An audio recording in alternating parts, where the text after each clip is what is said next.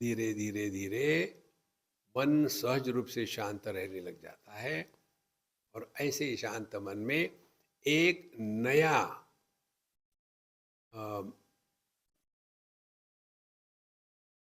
अध्याय शुरू हो जाता है।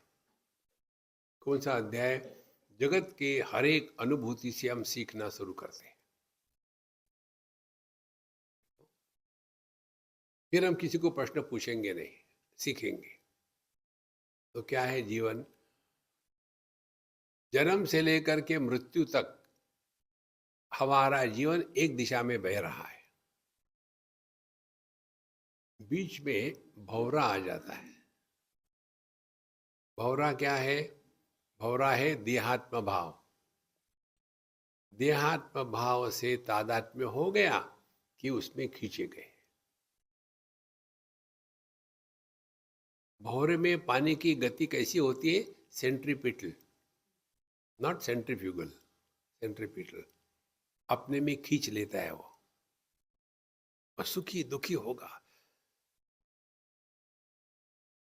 तो देहात्म भाव में आ गए तो वहां चक्कर काटते, सुखी दुखी झगड़े, वहां वहां वहां, और फिर तंग आ जाते, चलो हमको निकल जाना है यहां से। कैसे निकल जाते? सो गए।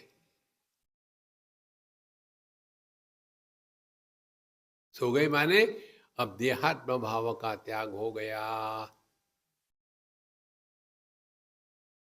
जब देहात्म भाव का त्याग हो गया तो हमारी आयु का बढ़ना कम हो जाता है क्या? आयु बढ़ती है। हमारी जीवन की धारा एक दिशा में चल रही है। फिर उठे माने दूसरा भंवरा आ गया, फिर उसमें खींचे गए। देखो, ऐसे निद्रा देहात्म भाव, निद्रा देहात्म भाव, ये जीवन की नदी बह रही है।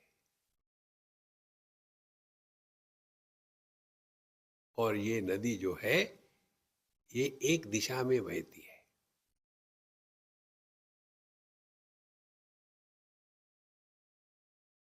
वाराणसी को पवित्र क्यों माना है मालूम है? क्योंकि वाराणसी में गंगा जी की धारा अपने उगम की तरफ बढ़ती है, इसीलिए उसको पवित्र माना है। देखो, तो जब हम ऐसे जीवन की धारा में बह रहे थे तो एक दिन वाराणसी पहुंच गए। वाराणसी क्या है? सत्संग। सत्संग में आ गए। अब जीवन की धारा अपने ही मूल के तरफ बह रही है।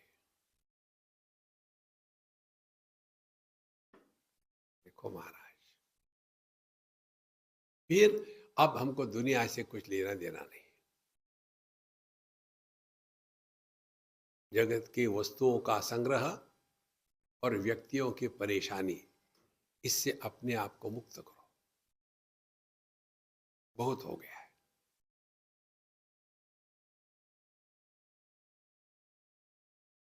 शरीरम वा पातयामी, कार्यम वा साधयामी। इसी देह में हमारा अंतिम जीवन है। पुनरपि जननम पुनरपि मरणम की कहानी खत्म हो गई। इसीलिए ध्यान केवल जागृत अवस्था में नहीं, ध्यान जागृत स्वप्न सुषुप्ति समाधि चारों अवस्था में होता है।